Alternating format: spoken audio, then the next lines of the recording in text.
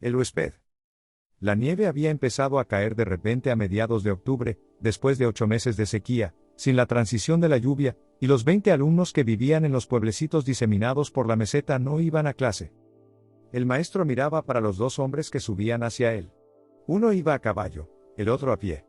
Todavía no habían llegado al abrupto repecho que llevaba a la escuela, edificada en la ladera de una colina. Avanzaban trabajosa y lentamente en la nieve, entre las piedras, por el inmenso espacio de la alta meseta desierta. De vez en cuando, el caballo tropezaba. Aún no se le oía, pero se veía muy bien el chorro de vapor que le salía por las fosas nasales. Uno de los hombres, al menos, conocía la región. Iban siguiendo la pista, a pesar de que había desaparecido desde hacía varios días bajo una capa blanca y sucia. El maestro calculó que no estarían en la colina antes de media hora.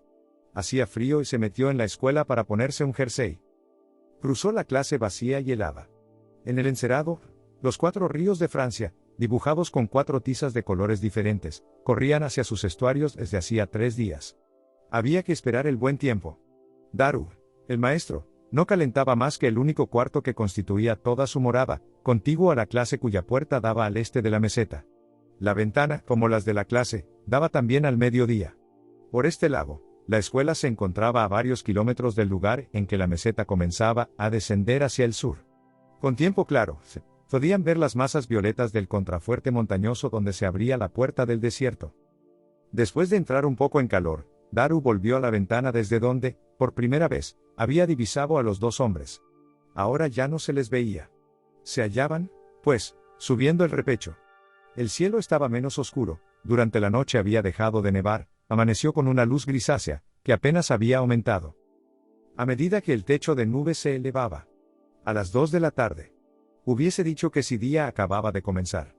Pero esto era mejor que aquellos 3 días en que la nieve espesa caía en medio de unas tinieblas incesantes, con pequeñas ráfagas de viento que hacían trepidar la doble puerta de la clase. Daru entonces se pasaba las horas muertas en su cuarto, del que no salía sino para ir al cobertizo a dar de comer a las gallinas o a buscar carbón. Afortunadamente, la camioneta de Tafhid, el pueblo más cercano hacia el norte, había traído el suministro 2 días antes de la tempestad. Y volvería a pasar dentro de 48 horas.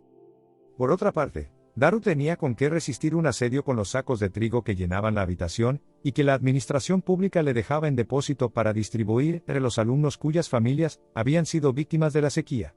En realidad, la desgracia había alcanzado a todos, pues todos eran pobres. Daru repartía a diario una ración a los niños y sabía muy bien que durante estos días malos les había faltado.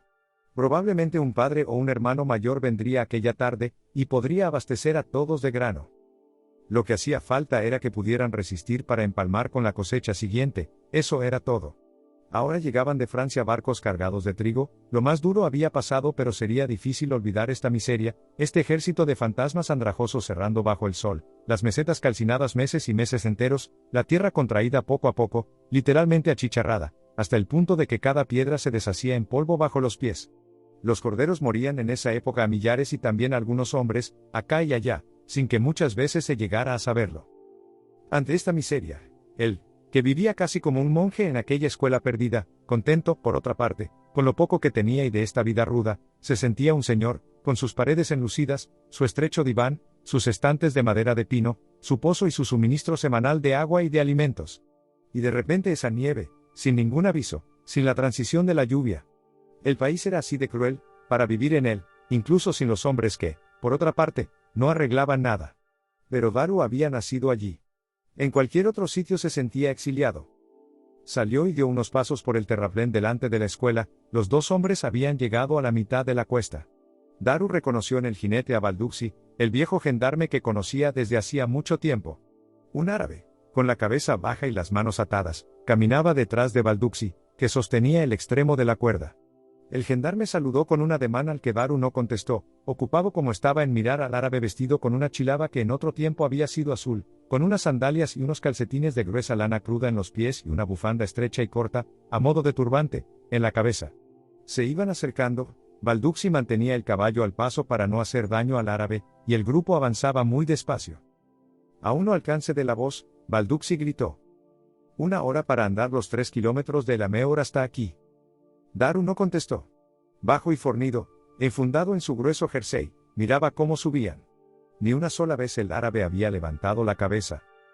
Hola, dijo Daru cuando llegaron al terraplén. Entrada a calentaros un poco. Balducci se bajó con trabajo del caballo sin soltar la cuerda. Sonrió al maestro con una sonrisa que le salía de debajo de unos mostachos erizados. Sus ojillos oscuros, muy hundidos bajo una frente curtida, y su boca rodeada de arrugas le daban un aspecto atento y aplicado. Daru cogió las riendas, llevó el caballo al cobertizo y volvió a la escuela, donde le esperaban los dos hombres. Los hizo entrar en su cuarto. Voy a calentar la clase, dijo, allí estaremos más anchos. Cuando entró de nuevo en el cuarto, Balducci estaba sobre el diván. Había desatado la cuerda con que sujetaba al árabe. Este se había acurrucado junto a la estufa, con las manos liadas y el turbante echado para atrás, miraba hacia la ventana. Daru al principio solo vio sus enormes labios, gruesos, lisos, casi negroides. La nariz sin embargo era recta, los ojos sombríos, llenos de fiebre. El turbante dejaba ver una frente obstinada, y bajo la piel curtida por el sol pero un poco descolorida por el frío, toda la cara tenía un aspecto a la vez inquieto y rebelde que impresionó a Daru cuando el árabe, volviendo la cara hacia él, lo miró fijamente a los ojos. Pasad ahí al lado, dijo el maestro. Os voy a hacer té con menta. Gracias, dijo Balducci. ¡Qué faena! ¡Viva el retiro! Y dirigiéndose en árabe a su prisionero, tú, ven. El árabe se levantó y, despacio, con las muñecas juntas por delante, entró en la clase. Con el té, Daru llevó una silla. Pero Balducci se había instalado ya en el primer pupitre de la clase y el árabe se había acurrucado contra la tarima del maestro, frente a la estufa que había entre la mesa y la ventana. Cuando tendió el vaso de té al prisionero, Daru dudó ante sus manos atadas. Tal vez se le pueda desatar. Desde luego, dijo Balducci. Era para el viaje. E hizo ademán de levantarse. Pero Daru, dejando el vaso en el suelo, se había arrodillado ya junto al árabe. Este, sin decir nada, miraba cómo lo desataban con sus ojos calenturientos. Una vez las manos libres, se frotó las muñecas hinchadas una contra otra, cogió el vaso de té y sorbió el líquido abrasador, a tragos cortos y rápidos. Bueno, dijo Daru. ¿Dónde vais así? Balducci dejó de beber. Aquí, hijo. ¿Qué alumnos más raros? ¿Vais a dormir aquí? No. Yo me vuelvo a El Ameor. Y tú entregarás al camarada en Tingit. Lo esperan en la gendarmería. ¿Qué estás diciendo? Dijo el maestro. ¿Te burlas de mí? No, hijo. Son órdenes. ¿Órdenes? Yo no soy. Daru dudó. No quería afligir al viejo corso. Bueno, quiero decir que no es ese mi oficio. ¿Qué quieres decir? En tiempo de guerra se hacen todos los oficios, entonces esperaré la declaración de la guerra. Balducci asintió con la cabeza. Bueno. Pero las órdenes son las órdenes y también te atañen a ti. Parece ser que hay jaleo. Se habla de una rebelión próxima. Estamos movilizados, en cierto sentido. Daru seguía con su aire obstinado. Escucha, hijo, dijo Balducci. Me resulta simpático y tienes que comprender. En el Ameor somos solo una docena de hombres y tenemos que patrullar por todo el territorio de un departamento, aunque sea pequeño, así que tengo que volver. Me han dicho que te confíe a este individuo y que vuelva inmediatamente. No podíamos custodiarlo allá abajo. Su pueblo se agitaba y querían llevárselo. Tú debes conducirlo a Tingit durante el día de mañana. No son 20 kilómetros los que van a asustar a un buen mozo como tú. Después, todo habrá terminado. Volverás a la escuela con tus alumnos y a la buena vida. Fuera. Oyeron al caballo resoplar y pisotear el suelo con los cascos. Daru miraba por la ventana. Decididamente, el tiempo se levantaba, la luz se extendía por la meseta nevada. Cuando se hubiera derretido toda la nieve, el sol volvería a reinar y abrasaría una vez más los campos de piedra. Durante días, el cielo inalterable derramaría su luz seca sobre la inmensidad solitaria donde nada hacía pensar en el hombre. Bueno, dijo volviéndose hacia Balducci, ¿qué es lo que ha hecho? Y prosiguió antes de que el gendarme hubiera abierto la boca, ¿habla francés? No, ni una palabra. Lo buscaban desde hacía un mes, pero los demás lo escondían. Ha matado a su primo. ¿Está contra nosotros? No lo creo. Pero nunca se sabe. ¿Por qué lo mató? Asuntos de familia, supongo. Uno debía trigo al otro, según parece. La cosa no está clara. Total, que ha matado a su primo dándole un golpe con una podadera. ¿Te das cuenta? Como un cordero, ¡zas! Balducci hizo un ademán como si se pasara una cuchilla por cuello, mientras el árabe lo seguía, lentamente lo miraba con cierta inquietud. A Daru le entró una ira repentina contra aquel hombre, contra todos los hombres y su asquerosa maldad, sus odios incansables, sus locuras sangrientas. Pero la pava del agua caliente silbaba en la estufa. Daru volvió a servirte a Balduxi, y después de dudar un momento sirvió también al árabe, que por segunda vez lo bebió con avidez. Tenía los brazos levantados y el maestro pudo ver su pecho delgado y musculoso por la chilaba entreabierta. Gracias, hijo, dijo Balduxi. Ahora, yo me largo. Se levantó y se dirigió hacia el árabe, sacándose una cuerda del bolsillo. ¿Qué vas a hacer?, preguntó Daru con sequedad. Balduxi, desconcertado, le enseñó la cuerda. No vale la pena. El viejo gendarme dudó. Como quieras. Supongo que estás armado. Tengo un fusil de caza. ¿Dónde? ¿En el baúl? Deberías tenerlo cerca de la cama. ¿Por qué? No tengo nada que temer. Estás chalado, hijo. Si se sublevan, nadie estará seguro, todos estamos metidos en el mismo saco. Me defenderé. Tengo tiempo de verlos llegar. Balduxi se echó a reír, y luego el bigote le cubrió de repente unos dientes todavía blancos. ¿Qué tienes tiempo? Bueno. Lo que yo decía. Siempre te ha faltado un tornillo. Por eso me resulta simpático, mi hijo era así. Al mismo tiempo sacó su revólver y lo dejó sobre la mesa. Toma, yo no tengo necesidad de dos armas para ir de aquí a El Ameor. El revólver brillaba sobre la pintura negra de la mesa. Cuando el gendarme se volvió hacia él, el maestro sintió un olor a cuero y a caballo. Mira, Balduxi, dijo Daru de repente, todo esto me repugna, y ese tipo el primero. Pero no lo entregaré. Luchar sí, si hace falta. Pero esto no. El viejo gendarme estaba ante él y lo miraba con severidad. No hagas tonterías, dijo despacio. A mí tampoco me gusta todo esto. Uno no se acostumbra a atar a un hombre, a pesar de los años, y hasta se tiene vergüenza, sí. Pero no se les puede dejar que hagan lo que quieran. Yo no lo entregaré, repitió Daru. Es una orden, hijo. Te lo repito. Eso es. Repíteles lo que te he dicho. Yo no lo entregaré. Visiblemente, Balduxi se esforzaba por reflexionar. Miró al árabe y a Daru. Al fin se decidió. No. No les diré nada. Si tú no quieres ayudarnos, allá tú, yo no te denunciaré. Solo tengo orden de entregarte el prisionero, y es lo que hago. Ahora vas a firmarme el papel. No hace falta. No negaré que me lo has dejado. No seas malo conmigo.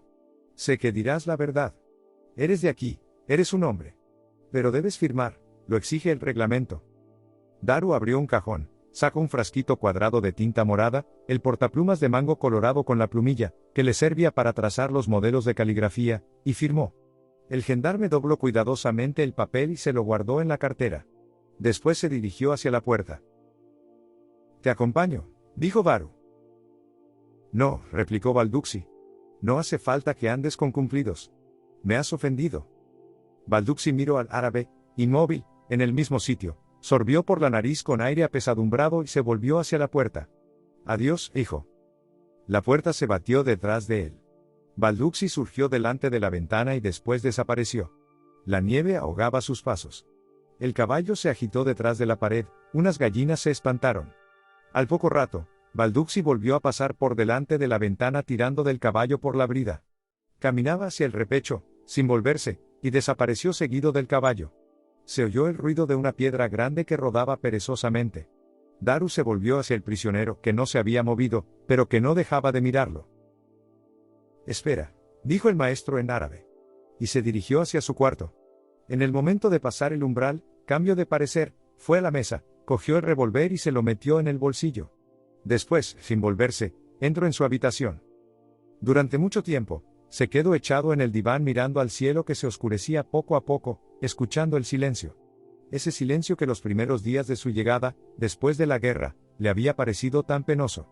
En aquella época, había pedido un puesto en la pequeña ciudad al pie de los contrafuertes que separan la altiplanicie del desierto.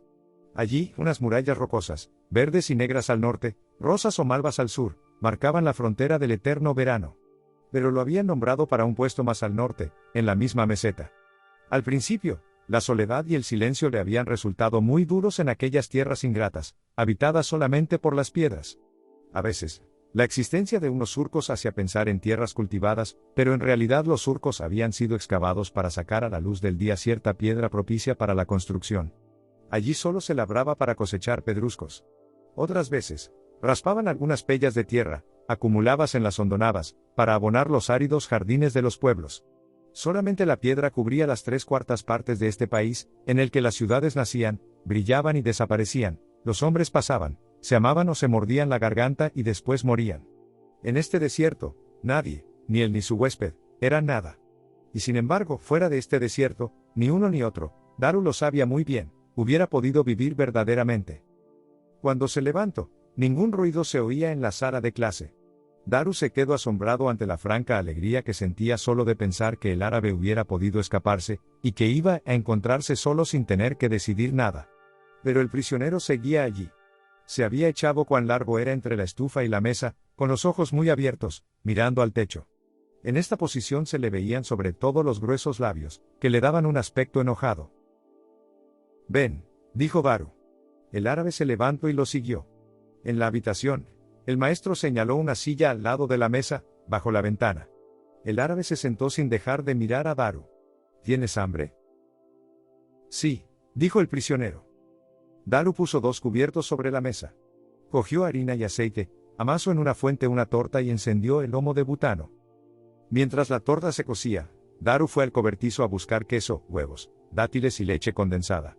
Cuando la torta estuvo cocida, la puso a enfriar en el alféizar de la ventana, calentó un poco de leche condensada desleída en agua y, para terminar, batió los huevos para hacer una tortilla. En uno de estos movimientos, su mano tropezó con el revólver que llevaba en el bolsillo derecho. Dejó el tazón con los huevos, pasó a la clase y metió el revólver en el cajón de su mesa. Cuando volvió a la habitación, estaba anocheciendo. Encendió la luz y sirvió al árabe. «Come», dijo. El otro cogió un trozo de torta, se lo llevó con viveza a la boca y se detuvo. «¿Guión menor que y tú?», preguntó. «Primero tú. Yo comeré después».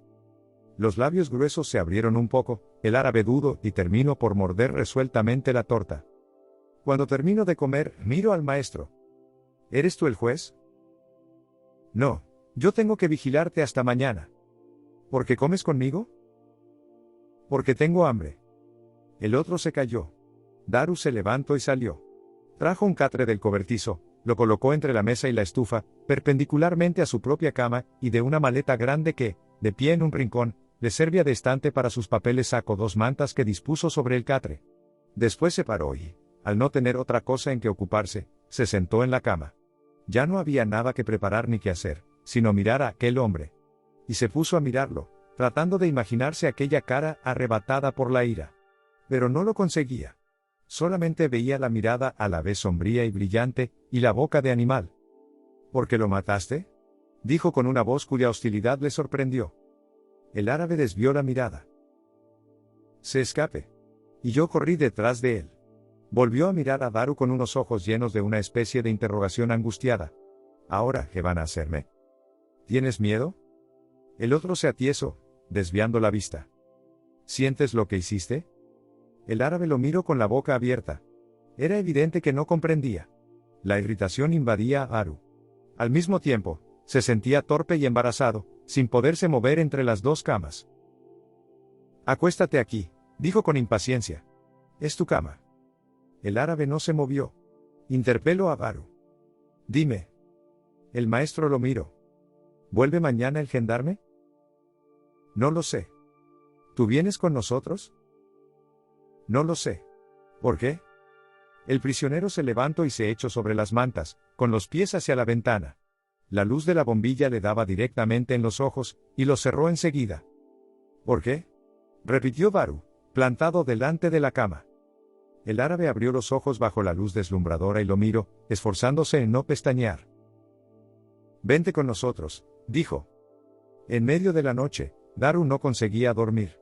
Se había metido en la cama después de desnudarse completamente, tenía la costumbre de dormir desnudo. Pero cuando se encontró en su cuarto sin ninguna ropa, dudó.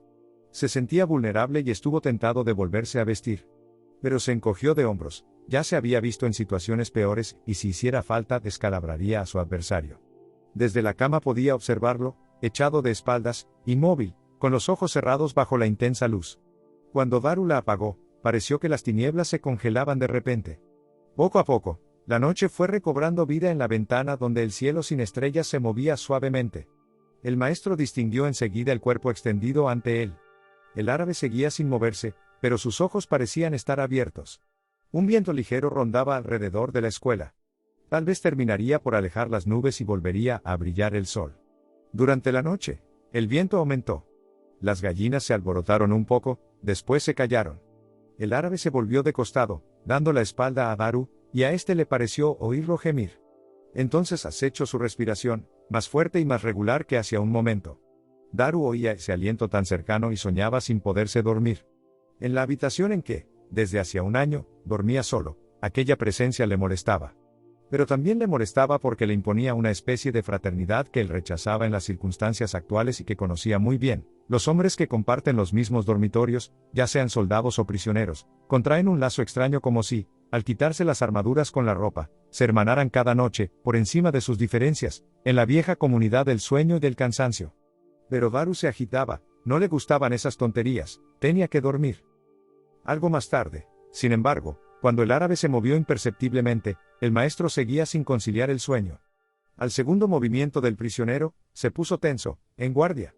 El árabe se incorporaba muy despacio sobre sus brazos, con un movimiento casi de sonámbulo. Sentado en la cama, esperó, inmóvil, sin volver la cara hacia Daru, como si escuchara atentamente. Daru no se movió, acababa de darse cuenta de que se había dejado el revólver en el cajón de la mesa de la clase. Era mejor actuar rápidamente. Sin embargo, continuó observando al prisionero que, con el mismo movimiento cauteloso, ponía los pies en el suelo, esperaba un poco y empezaba a levantarse lentamente.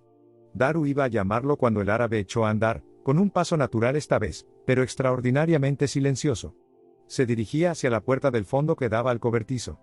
Hizo girar el picaporte con precaución y salió empujando la puerta tras él, sin cerrarla del todo. Daru no se había movido. Se escapa, pensó. Menudo alivio. Sin embargo, aguzó el oído. Las gallinas no se movían, el árabe se hallaba, pues, en la meseta. Entonces le llegó un débil ruido de agua, y solo comprendió lo que era, en el momento en que el árabe apareció de nuevo en el marco de la puerta, la cerró con cuidado y se acostó sin hacer ruido. Daru se volvió de espaldas y se durmió. Algo más tarde, le pareció oír, en lo profundo de su sueño, unos pasos furtivos alrededor de la escuela. Estoy soñando, se repetía. Y efectivamente estaba dormido. Cuando se despertó, el cielo estaba despejado, por la ventana mal encajada entraba un aire frío y puro. El árabe dormía, acurrucado, ahora bajo las mantas, con la boca abierta, totalmente confiado. Pero cuando Daru lo zarandeó, se sobresaltó y miró a Daru sin reconocerlo, con unos ojos de loco y una expresión tan asustada que el maestro dio un paso atrás. No tengas miedo. Soy yo. Vamos a comer. El árabe asintió con la cabeza y dijo que sí.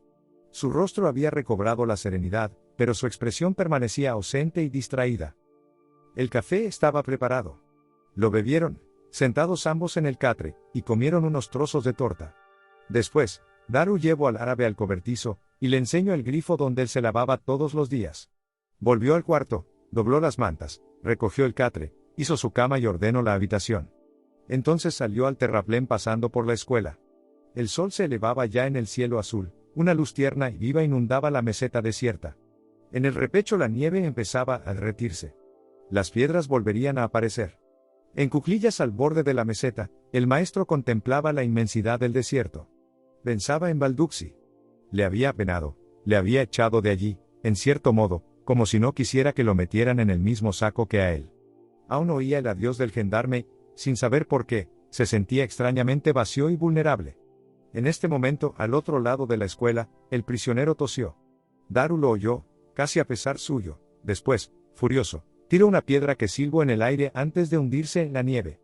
El crimen idiota de este hombre le sublevaba, pero entregarlo era contrario al honor, tan solo con pensarlo se volvía loco de humillación. Y maldecía a la vez a los suyos, que le enviaban a aquel árabe, y a este, que se había atrevido a matar y no había sabido escaparse. Daru se levantó, dio unas vueltas por el terraplén, inmóvil, y entró en la escuela. El árabe, inclinado sobre el suelo de cemento del cobertizo, se lavaba los dientes con 2 dedos. Daru le miró. «Ven», dijo. Y entró en la habitación, delante del prisionero. Se puso una cazadora encima del jersey y se calzó las botas de marcha.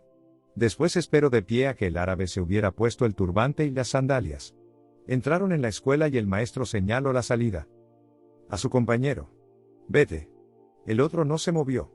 «Ahora vengo», dijo Daru. El árabe salió. Daru volvió a entrar en la habitación e hizo un paquete con tostadas de pan, dátiles y azúcar.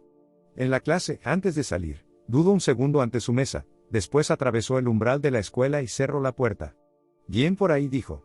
Y tomó la dirección del este, seguido por el prisionero. Pero a poca distancia de la escuela, le pareció oír un ligero ruido detrás de él. Volvió sobre sus pasos e inspeccionó los alrededores de la casa. No había nadie. El árabe le miraba sin comprender lo que hacía. «Vamos», dijo Daru. Caminaron durante 1 hora y descansaron junto a una especie de pico calcáreo. La nieve se derretía cada vez más deprisa, el sol absorbía inmediatamente los charcos, limpiaba a toda velocidad la meseta que, poco a poco, se secaba y vibraba lo mismo que el aire. Cuando de nuevo se pusieron en camino, la tierra resonaba bajo sus pasos.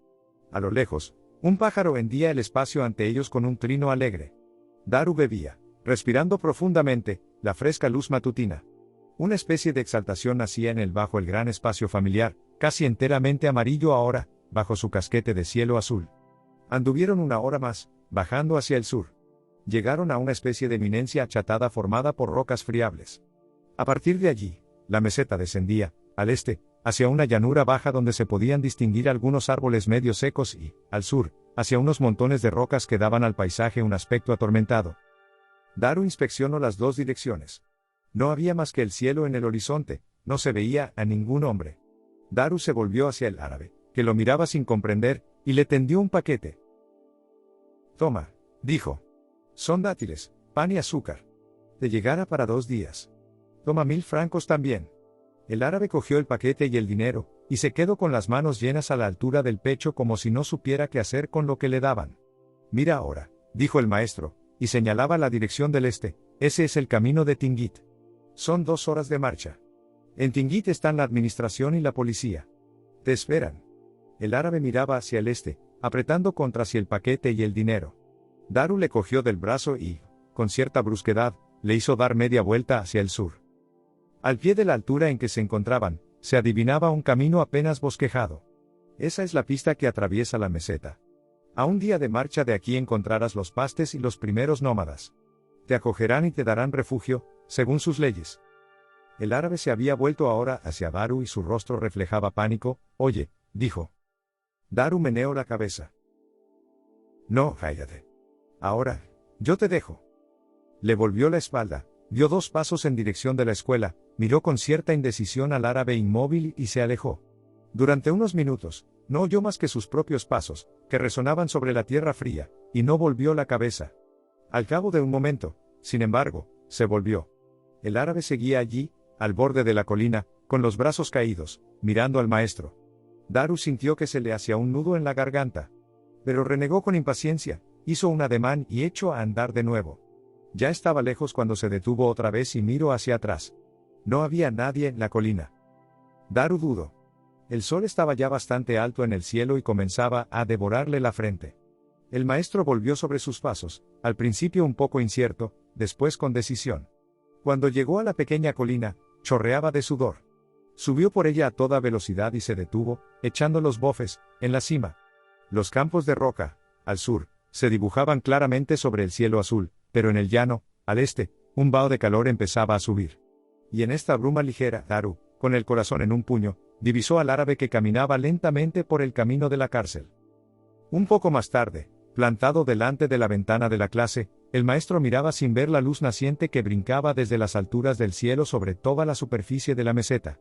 Detrás de él, en el encerado, trazada con tiza por una mano torpe, entre los meandros de los ríos franceses, se extendía la inscripción que el maestro acababa de leer: «Has entregado a nuestro hermano. Lo pagarás». Daru miraba el cielo, la meseta y, más allá, las tierras invisibles que se extendían hasta el mar. En aquel vasto país que tanto había amado, Daru estaba solo.